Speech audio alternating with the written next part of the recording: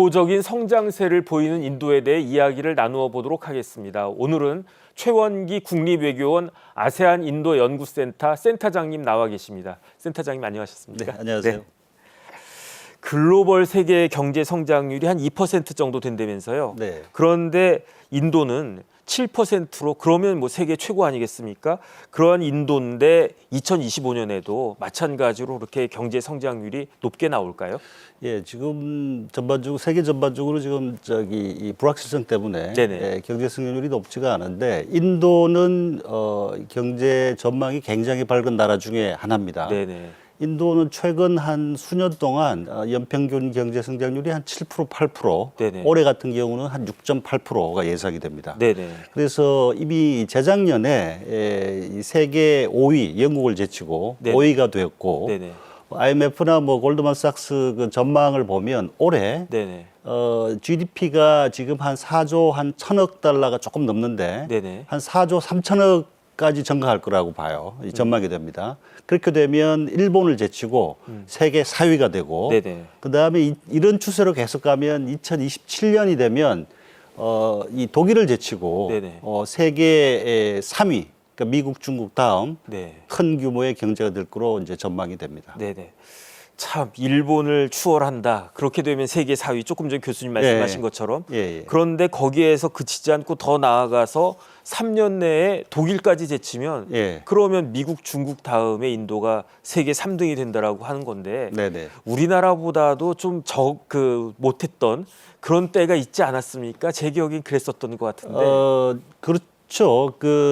이 경제 생활 수준이나 네네. 그다음에 뭐 1인당 GDP, 네. 그다음에 뭐 전반적인 어떤 그 경제 여건을 보면 우리보다는 상당히 못했었죠. 네네. 그런데 최근 특히 모디 총리가 집권한 2014년 이후에 네네. 인도 경제 성장세가 대단히 좋습니다. 연평균 말씀드렸다시피 한 7, 8%로 지난 수년 동안 계속돼 왔고 네네. 이게 전망이 2030년까지도 계속 한 7% 가까이 간다는 거죠. 네네. 이거는 지금 인도 경제가 인구가 14억 5천이고 네네. 그다음에 GDP가 4조 달러가 넘는데 이 규모가 이렇게 큰 상태에서 7% 계속 성장한다는 건 엄청나게 이 양적 팽창, 그다음에 질적인 어떤 도약을 하고 있다는 거죠. 네. 그럼 이렇게 인도 경제를 이끌어가는 고공 성장으로 이끌어가는 인도 경제의 대표적인 인더스트리는 어디로 봐야 됩니까?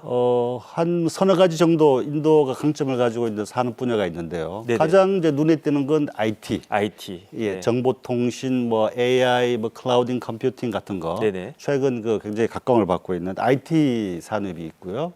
그 다음에 두 번째가 자동차입니다. 자동차. 인도 같은 경우는 이 인구가 4억 5천이고 내수 시장이 엄청 크기 때문에 네네. 이게 수출보다는 내수의 어떤 이 드라이버에 따라 가지고 경제가 성장하는 구조거든요. 그런 면에서 보면 IT 같은 경우는 뭐 인도 GDP 한 10% 가까이. 네네. 그다음에 자동차도 최근에 인도는 인구가 많기 때문에 특히 전기차의 어떤 포텐셜이 굉장히 큽니다. 네네. 그래서 이 자동차 관련 업계, 뭐 전기 배터리 이런 이 산업 분야가 인도 경제 성장을 이끌고 있다고 할 수가 있고, 네네. 그다음에 또 인도가 지난 코로나 시기에도 잘 드러났습니다만 인도가 일종의 세계 약국이라고 불릴 정도로 이 바이오라든지 제약 이 업이 굉장히 강합니다. 네네. 그래서 이 분야도 지금 바이오도 신성장 산업이기 때문에 네네. 이런 분야도 있고 그다음에 우주 항공 뭐 네네. 굉장히 다양합니다. 예. 네네. 자, 지금 말씀하신 게 IT, 자동차, 바이오, 우주항공 이런 것들은 사실 선진국 아니겠습니까? 그런 느낌까지 드는데 심지어 우주항공까지 진짜로 예상하지 못한 그런 분야라고 볼 수 있는데 네네. 이렇게 인도가 급성장하게 된 그 배경은 무엇이라고 볼 수 있을까요? 그 말씀 드리기 전에 간단하게 인도가 이 천차만별입니다. 네네. 우리가 이제 가끔씩 이 관광이나 여행으로 가보면 굉장히 지저분하고 더럽고 이런 부분이 있는데 네네. 또한 인도가 선진국하고 거의 유사한 정도의 그런 생활 수준이나 이런 걸 누리는 사람들도 굉장히 많습니다. 네. 인구가 14억 5천이기 때문에. 네. 그래서 얼굴이 굉장히 다양하다. 그래서 우리가 이 단면적으로 인도를 보면 좀 이 틀릴 가능성이 높다라고 할 수가 있고요. 네네. 인도 이 경제 성장의 가장 중요한 건 뭐냐면 인구하고 내수 시장이라고 할 수 있습니다. 네. 인구가 14억 5천이고 그다음에 이 내수 시장이 내수가 인도 경제 성장 발전의 어떤 주요 동력이고 그다음 또 GDP의 한 70%가 내수 시장에서 옵니다. 네네. 그래서 이런 측면에서 굉장히 이제 포텐셜을 여전히 가지고 있고 그다음에 또 이제 중요한 건 뭐냐면 그 모디 총리가 2014년 집권 이후에 굉장히 경제 활성화 정책을 굉장히 강한 드라이브를 걸고 있습니다. 네네. 이게 이제 소위 모디노믹스라고 하는데 그 핵심은 뭐냐면 인도가 이 국내 시장 규모가 굉장히 크기 때문에 이 국내 제조업 육성을 중점으로 두는 게 그 모디노믹스의 핵심입니다. 그래서 네네. 이게 이제 메이크 인 인디아. 그래서 최근 한 10년 동안 굉장히 그 글로벌 기업들의 투자를 굉장히 많이 유치를 했습니다. 네. 그래서 이제 이런 걸 중심으로 해가지고 굉장히 그 경제 성장 드라이브를 지금 걸고 있습니다. 네. 그런데 지금 교수님 말씀하신 것처럼 인구, 그다음에 인구에 기반한 내수 시장. 그러면 딱 떠오르는 나라가 인도보다는 중국 아닙니까? 저희 때만 해도 세계에서 인구가 제일 많은 나라다 그러면 당연히 중국이라고 네, 생각을 네, 네. 했는데 그런데 인도나 중국이나 굉장히 유사한 점이 있다 이렇게 볼 수 있을 것 같은데 그럼에도 불구하고 인도에게는 중국과 다른 굉장히 큰 강점이 있다면서요? 그게 뭡니까? 네, 맞습니다. 말씀하신 것처럼 인도나 중국이나 인구 대국이고 다 한 14억 정도 인구 규모를 가지고 있는데 네네. 그 인구 구조를 보면 중국과 인도는 상당히 질적으로 차이가 있습니다. 아, 구조가 다르군요. 예, 네네. 고등학교 사회 교과서에 보면 그 인구 구조 있지 않습니까? 네, 뭐 항아리형도 있고. 예, 예. 네네. 근데 이제 인도는 상당히 이 위층이 중간층이 두텁습니다. 네네. 그 인도의 평균 나이 미디안 중간값이죠. 네. 이걸 보면 28세고 28세. 중국은 40세입니다. 네네. 그다음에 또 인도는 출산율이 아직도 이 합계 출산율이 2명이고 네네. 그다음에 중국은 지금 1.13명입니다. 네. 그래서 이 인도 같은 경우는 그런 인구 구조를 가지고 있기 때문에 이 생산 가능 노동력이 네네. 중국에 비해서 엄청나게 많고 네. 이런 그 추세가 인도는 이제 계속합니다. 그래서 인구가 계속 늘어나고요. 그래서 2047년이 되면 2060년이군요. 2060년이 되면 인구가 한 17억 명 정도로 계속 늘어나고 있고, 네네. 그 다음에 중국은 그 반대로 인구가 지금 이 하향 곡선을 그리고 있고, 네네. 지금 이 조사에 의하면 중국 인구의 한 15%가 65세 이상이라는 거죠. 네네. 그래서 이 인구 고령화가 네. 중국도 지금 시작이 됐고 굉장히 그 경제 성장 포텐셜을 갉아먹는 거고 네네. 이렇기 때문에 그 평균 이 노동 임금 차이가 굉장히 납니다. 그러니까 인도 같은 경우는 월 평균 임금이 230달러. 네네. 우리 돈으로 하면 30만 원 정도인데 네네. 중국에 비해서 이게 5분의 1입니다. 네. 그러니까 엄청나게 값싼 저렴한 노동력이 여전히 굉장히 많다는 거죠. 네네. 그러니까 이제 이런 걸 기반으로 해서 이 향후에 경제 성장 전망이 굉장히 밝다는 거죠. 그러니까 값싸고 젊은 노동력이 우글우글하다 이렇게 볼 수 있을 것 같습니다. 네네, 네. 그렇다라고 하면은 기업들 입장에서는 굉장히 탐나는 그러한 시장이 아닐까 그런 싶은데 글로벌 기업들도 발빠르게 움직이고 있겠습니다. 이미 움직이고 있고, 네네. 이 글로벌 대부분의 우리가 알고 있는 글로벌 기업들이 인도에 많은 투자를 하고 있습니다. 네. 특히 그 미중 이 무역 전쟁이 네. 시작된 2027년 이후에 글로벌 기업들이 인도에 대한 진출을 굉장히 확대를 하고 있습니다. 그래서 이 해외 직접 투자 FDI 추세를 보면 인도에 대한 FDI 글로벌 기업들의 투자액은 전반적으로 증가하는 추세를 보이고 있거든요. 네네. 그래서 지금 그 자료를 보면 2021년 같은 경우는 이전에 비해서 4배 증가한 네네. 650억 달러 정도에 대한 정도 규모의 이 직접 투자, 해외 직접 투자가 인도에 들어가고 있는 반면에 중국에 대한 이 FDI는 한때는 1,800억 달러까지 높았어요. 그런데 네네. 이게 점점 줄어들고 있습니다. 200억 달러로 작년 같은 경우는 줄어들었습니다. 네, 그렇게 줄었습니까? 예. 네네. 그래서 이게 이제 경제 성장에 대한 전망, 그다음에 이런 퀄리티에 대한 평가가 해외 직접 투자라고 할 수 있는데 네네. 중국은 줄어들고 있는 반면에 인도는 지금 대폭적으로 증가 추세에 있고 네네. 그다음에 우리가 알고 있는 예를 들어서 애플 같은 경우도 있죠. 네네. 아이폰을 원래는 중국에서 한 90% 정도를 중국에서 만들고 있었어요. 그런데 이제 아직도 중국에서 만들고 있지만 중국 포션은 점점점 줄이면서 인도에 대한 투자를 확대해가지고 인도에서 아이폰을 지금 만들고 있어요. 네. 그래가지고 좀 재작년부터 이제 시작이 됐는데 현재는 한 5% 정도 수준이라고 그러는데 이게 2, 3년이 지나면 한 40% 정도. 네. 애플이 만드는 아이폰의 한 40% 정도가 인도에서 나온다. 아. 그다음에 우리 삼성 같은 경우도 지금 일본 인도 노이다에서 네네. 핸드폰 공장에서 만들고 있고 이게 전반적인 추세입니다. 네. 그러니까 지금 교수님 말씀하신 것처럼 FDI, Foreign Direct Invest가 1,800달러에서 1,800억 달러에서 200억 달러로 급격하게 줄었다라고 하면 중국이 네네. 그러면 서방 기업들의 탈중국화가 일어나는 것이 아닌가 이런 생각을 할 수밖에 없는데요. 그렇다라고 하면 그만큼 인도에게는 기회가 생긴 것이다. 결국 그 돈이 다 인도 쪽으로 많이 흡수되지 않을까 그런 생각이 드는데 더더군다나 이제 다음 주면 시작될 트럼프 2.0에서는 미중 패권 경쟁이 더 심화되지 않겠습니까? 그렇다라고 하면 오히려 인도에게는 트럼프 정부가 더 큰 기회가 될 수 있겠네요. 예, 맞습니다. 특히 그 말씀하셨다시피 2017년부터 이제 트럼프 1기 때부터 미중 간의 무역 전쟁, 네네. 그다음에 전략 경쟁이 가속화되지 않고 있습니까? 그런 측면에서 인도 같은 경우는 미중 이 경쟁의 그 최대 수혜자라고 할 수 있습니다. 아. 경제적으로도 그렇고 그다음에 외교 안보적으로도 그렇습니다. 왜냐하면 이 투자라고 하는 거, 그다음에 무역이라고 하는 거는 상대방 무역 상대방에 대한 어떤 전략적인 신뢰가 굉장히 중요하거든요. 그런데 이제 미중 경쟁이 심화가 되면서 특히 이 시진핑 체제 하에서 뭐 중국 제조 2025 하면서 이 쌍순환 있지 않습니까? 내수 중심으로 가다 보니까 중국에 대한 해외 투자자들의 신뢰가 굉장히 떨어지고 네네. 반면에는 그 인도에 대한 신뢰는 상당히 올라가고 있습니다. 네네. 이 트러스트라고 하는 네네. 거. 그런 면에서 이 인도에 대한 투자가 확대되고 있고 그다음에 그 트럼프 1기도 마찬가지지만 그 바이든 정부 때 그 인도 중국 관계를 보면 굉장히 가까워졌습니다. 네네. 이 냉전 시기나 뭐 한 70년대 80년대만 해도 그 인도와 미국 관계를 굉장히 소원했는데 이 중국에 대한 전략적인 견제라고 하는 그 경제적으로 그다음에 외교 안보적으로 공통점을 기반으로 해가지고 서방 그러니까 미국을 중심으로 해서 서방과 인도의 관계가 굉장히 가까워지고 있고 이게 경제적으로는 투자의 확대 그다음에 뭐 무역이라든지 이런 걸로 나타나고 있는 거죠. 네.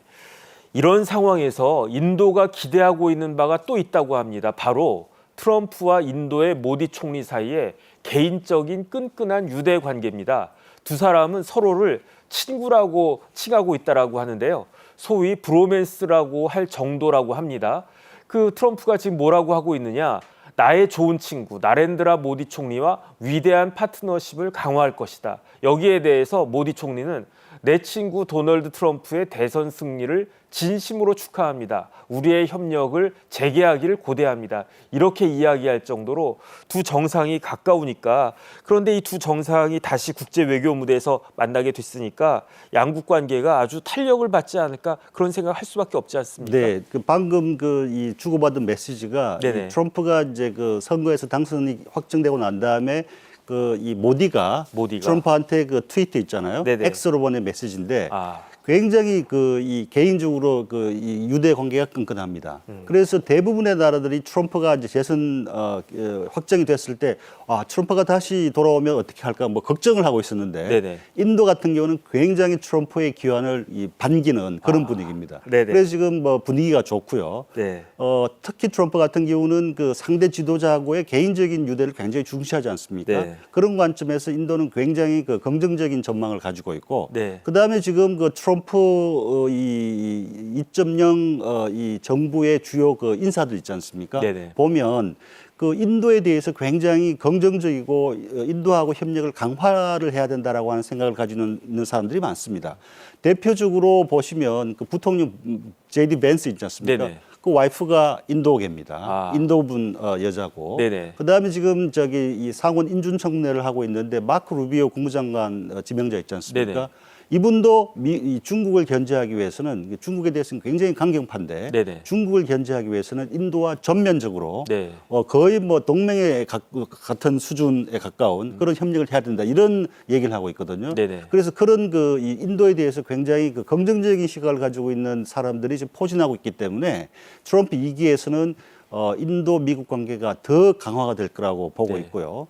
그다음에 그 바이든 정부에서 보면 바이든 정부도 뭐 인도하고는 굉장히 좋은 관계를 가지고 있었는데 인도에 대해서 굉장히 비판적인 그런 시각을 가지고 있는 인사들이 있었어요. 예를 네네. 들어 가지고 뭐 모디 정부 하에서 소수 무슬림에 대한 뭐 이렇게 차별을 하고 있다라든지 그다음에 러시아하고의 그 관계에 대해서 이 비판적인 그런 견해를 가지고 있는 사람들이 많았는데 그것 때문에 그 이 바이든 정부 하에서 모디 하고 했던 그 일종의 작은 그런 어떤 그 이 불화 내지는 여러 좀 그 관계가 경색되는 그런 측면이 있었는데 네네. 지금 트럼프가 들어오면 이제 그런 건 신경을 안 쓰는 거죠. 아. 그러니까 한층도 지금 쿼드도 쿼드를 매개를 해서 또 인도하고 미국하고 협력하지 않습니까? 네네. 그 이 4개국 그 일본 호주하고 4개국 협력체가 있는데 이것도 지금 다시 곧 그 쿼드 국무장관 회의 트럼프 2기가 들어서면 바로 소집을 한다고 지금 알려지고 있는데 네네. 그런 것처럼 인도와 미국과의 협력은 좀 더 좀 강화될 거로 전망을 합니다. 네, 이렇게 트럼프 2기를 맞는 중국과 인도는 그 시비가 엇갈리고 있는 것 같습니다. 하지만 아무리 그래도 트럼프 행정부의 기본은 미국 우선주의 마가 아니겠습니까? 그렇다라고 하면 그 인도에게는 이러한 그 트럼프 행정부 관련해서 좋은 점만 있지는 않을 것 같은데 어떤 리스크가 있을 거라고 생각하십니까? 예, 물론 뭐 리스크 요인들도 있습니다. 네네. 트럼프가 이제 가장 중시하는 건 뭐냐면 이제 무역 불균형 문제를 시정을 하겠다는 거 아닙니까? 가장 큰 타겟은 중국이죠. 한 2천억 이상의 무역 적자가 있는데 인도도 미국 관점에서 볼 때는 상당히 그 이 무역 흑자, 인도의 대미 무역 흑자, 그다음에 네네. 미국의 대인도 무역 적자가 많습니다. 한 네네. 400억 달러 정도 400억 달러. 예, 가까이 네네. 되는데 그래서 타겟이 될 가능성이 굉장히 네. 높죠. 그렇지만은 뭐 이 모디 이 정부 같은 경우는 외교적으로 이걸 매니지하겠다 뭐 이런 입장이고요. 그다음에 또 눈에 띄는 리스크 요인은 지금 그 이 국내적으로는 그 트럼프 정부의 가장 그 이 퍼스트 어젠다가 이민 문제 아니겠습니까? 네. 그 불법 이민자 축소. 그래서 그 단기 취업 비자 H1B라고 하는 거죠. 그렇죠. 그러니까 미국에서 이제 학위를 따면 취업할 수 있는 뭐 이런 건데. 네네. 이게 그 H1 비자로 미국에 들어가는 그 이 인력들 중에 인도 사람들이 한 70% 됩니다. 대부분 다 IT 이공계인데 지금 트럼프 행정부가 H1 비자의 쿼터를 대폭적으로 줄이겠다는 거거든요. 네. 이렇게 되면 가장 피해를 보는 나라는 인도가 될 수가 있는데 그래서 이제 무역 불균형 문제나 관세 문제나 그다음에 그 이 이민 문제 이런 것들이 지금 미중 사이에서 잠재적인 리스크 요인이 될 수 있다고 전망이 됩니다. 네. 그러면 이제는 뭐 우리나라가 중요하니까 우리나라와 인도 이야기를 좀 해보도록 하겠습니다. 한국 기업들이 메이크 인 인디아 정책에서 중요한 역할을 하고 있다. 이게 우리가 한 이야기가 아니고 인도 정부가 발표한 내용 아니겠습니까? 우리나라 기업들이 그만큼 많이 진출해 있나요? 우리 주요 대기업들, 네네. 뭐 현대기아, 자동차, 네. 그다음에 삼성, 그다음에 LG 이런 기업들이 인도에 진출해 있습니다. 네. 예를 들어서 현대기아 같은 경우는 지금 인도 자동차 시장에서 2위를 달리고 있고요. 네. 그다음에 삼성 그 이 스마트폰 같은 경우는 인도 내수 시장에서 1등입니다.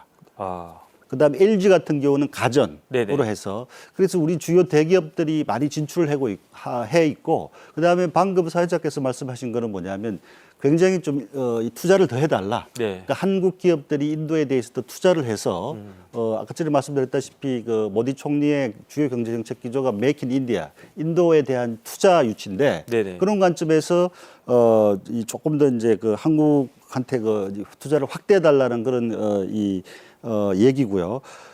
그래서 그 이 한국과 인도의 그 상호 무역 관계를 보면 한 260억 달러 됩니다. 네네. 매년. 네네. 근데 이게 굉장히 그 과거에 비해서는 확대된 숫자인데 네. 그럼에도 불구하고 인도 같은 경우는 지금 세계 GDP 4위가 되고 있고 네. 우리는 지금 12위 아니겠습니까? 아. 그런데 이 양측의 GDP 규모에 비해서 이 상호 무역 그 비중은 규모를 보면 굉장히 작습니다. 네. 그러니까 저기 인도 같은 경우는 그 우리 그 이 무역량으로 보면 세계 우리 그 무역 상대국 중에서 11, 2위에 불과합니다. 네네. 2%. 네네. 우리나라 교역의 2% 인도하고 하는 데 네네. 불구하고. 네. 그다음 투자 같은 경우는 1%입니다. 네. 그러니까 상당히 이걸 확대할 수 있는 네네. 그런 포텐셜 여지가 많다는 거죠. 네네. 그런 관점에서 인도는 우리한테 굉장히 매력적인 투자 그다음에 무역 상대국이라고 할 수 있습니다. 네.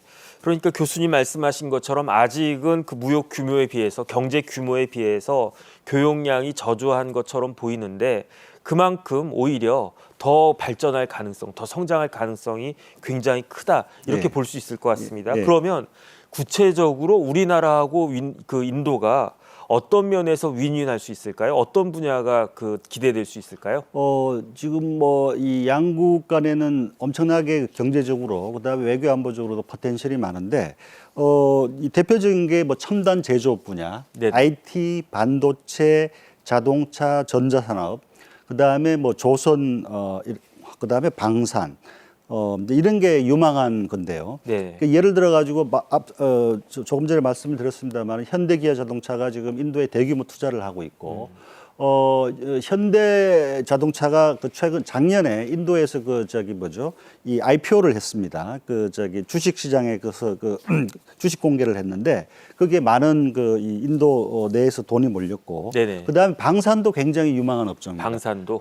네. 잘 아시다시피 그 K9 자주포 있죠. 네네. 이걸 이 계약을 해가지고 K9 100문을 인도에서 현지 생산을 해서 이 히말라야 중국이나 이제 파키스탄 국경지대에 배치를 했습니다. K9이 인도에서는 현지 생산한 그 명칭은 바지라라고 하는데 네네. 이건 이제 두 번째 그 계약을 했다고 최근에 언론 보도가 나왔고요. 네네. 그래서 방산도 굉장히 유망하고 그다음에 인도 같은 경우는 그 조선 있지 않습니까?